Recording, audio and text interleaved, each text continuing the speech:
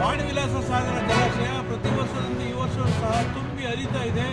ಆದರೆ ಅಚ್ಚುಕಟ್ಟು ಪ್ರದೇಶಕ್ಕೆ ನೀರು ಹರಿಸದೆ ಯಾಕೆ ಮೀನಾಮೇಷ ಎಣಿಸ್ತಾ ಇದ್ದೀರಾ? ನಿಮ್ಮೂ ಕೇಳಿದರೆ ಇಂಜಿನಿಯರ್ಗಳ ಮೇಲೆ ಹೇಳ್ತಾರೆ, ಇಂಜಿನಿಯರ್ ಕೇಳಿದರೆ ನಿಮ್ಮ ಮೇಲೆ ಹೇಳ್ತಾರೆ, ಮಿನಿಸ್ಟ್ರಿ ಕೇಳಿದರೆ DC ಮೇಲೆ ಹೇಳ್ತಾರೆ. ಆದರೆ ವಾಸ್ತವವಾಗಿ ಫೆಬ್ರವರಿ ಮೊದಲೇ ವಾರ ಬಂತು. ಇಷ್ಟೊತ್ತಿಗೆ ಅರ್ಧ ನೀರು ಆಲ್ರೆಡಿ ಅಚ್ಚುಕಟ್ಟು ಪ್ರದೇಶಕ್ಕೆ ಹರಿಬೇಕಾಗಿತ್ತು. ಕುಡಿಯೋದಕ್ಕೆ ನೀರು, ಅಂತರ್ಜಲ ಮರುಪೂರ್ಣ ಮತ್ತು ಅಚ್ಚುಕಟ್ಟು ಪ್ರದೇಶದಲ್ಲಿ ಬೆಳೆದು ನಿಂತಿರುವಂಥ ಫಸಲುಗಳು ಏನು, ತೆಂಗು, ಅಡಿಕೆ, ಬಾಳೆ ಇತ್ಯಾದಿಗಳು ನೀರು ಇಲ್ಲದೆ ಒಣಗ್ತಾ ಇದ್ದಾವೆ. ಅಲ್ಲದೆ ಈಗಾಗಲೇ ಸಹ ತಮ್ಮ ಗಮನಕ್ಕೆ ರೈತ ಸಂಘಟನೆಗಳು ನೀರಾವರಿಗೆ ಇದನ್ನು ಕೊಟ್ಟಿದ್ದಾರೆ, ಮನವಿ ಪತ್ರವನ್ನು ಕೊಟ್ಟಿದ್ದಾರೆ. ತಮ್ಮದೇ ಅಧ್ಯಕ್ಷತೆಯ ನೀರಾವರಿ ಸಲಹಾ ಸಮಿತಿಯವರು ಮನವಿ ಪತ್ರಗಳನ್ನು ಕೊಟ್ಟಿದ್ದಾರೆ.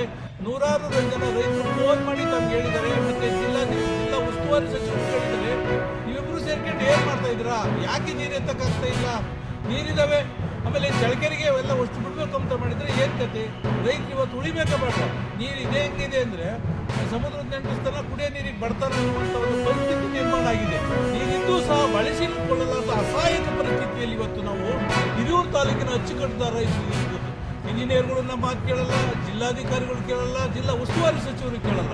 ದಯವಿಟ್ಟು ಕೈ ಮುಗಿದು ಕೇಳ್ಕೊಳ್ತೀವಿ, ನೀವು ನೀರು ಎತ್ತಲೇಬೇಕು. ಇನ್ನೊಂದು ವಾರದೊಳಗೆ ಎತ್ತಲಿಲ್ಲ ಅಂದರೆ ಮುಂದಿನ ವಾರದಲ್ಲಿ ನಾವು ಉಪವಾಸ ಸತ್ಯಾಗ್ರಹವನ್ನು ಮಾಡಿ ನೀರನ್ನು ಬಿಡಿಸ್ಕೊಳ್ಳಲೇಬೇಕಾದಂಥ ಅನಿವಾರ್ಯ ಸ್ಥಿತಿ ಇದೆ.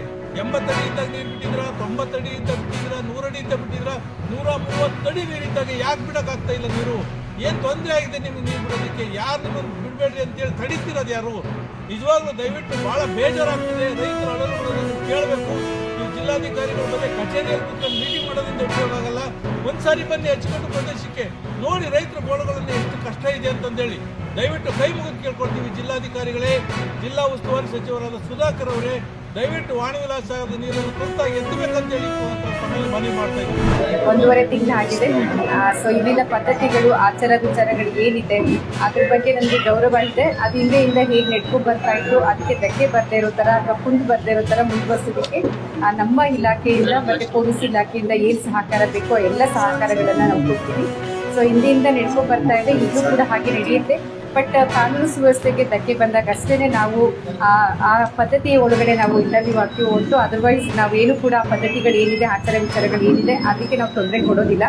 ಸೊ ಅದಕ್ಕೆ ನಾವು ಗೌರವ ಕೊಡ್ತೀವಿ. ಜೊತೆಗೆ ಆಚರಣೆಗಳಲ್ಲಿ, ಆಚಾರ ವಿಚಾರಗಳಲ್ಲಿ ಕೂಡ ನಾವು ಕೂಡ ಭಾಗವಹಿಸ್ತೀವಿ.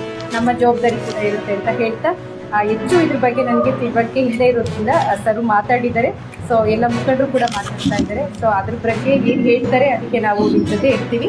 ಆದರೆ ಎಲ್ಲಿ ಕಾನೂನು ಸುವ್ಯವಸ್ಥೆ ಹಾಳಾಗಬಾರ್ದು ಅನ್ನೋದಷ್ಟೇ ನಮ್ಮ ಇಲಾಖೆ, ಪೊಲೀಸ್ ಇಲಾಖೆದು ನಮ್ಮದು ಉದ್ದೇಶ ಇರುತ್ತೆ. ಅದ್ರ ಬಗ್ಗೆ ನಾವು ಹೆಚ್ಚು ಗಮನ ಹರಿಸ್ತೀವಿ. ಜೊತೆಗೆ ನಿಮ್ಮ ಆಚಾರ ಪದ್ಧತಿಗಳಿಗೆ ನಮ್ಮ ಸಹಕಾರ ಯಾವಾಗಲೂ ಇರುತ್ತೆ, ನಾವು ಕೂಡ ಭಾಗವಹಿಸ್ತೀವಿ.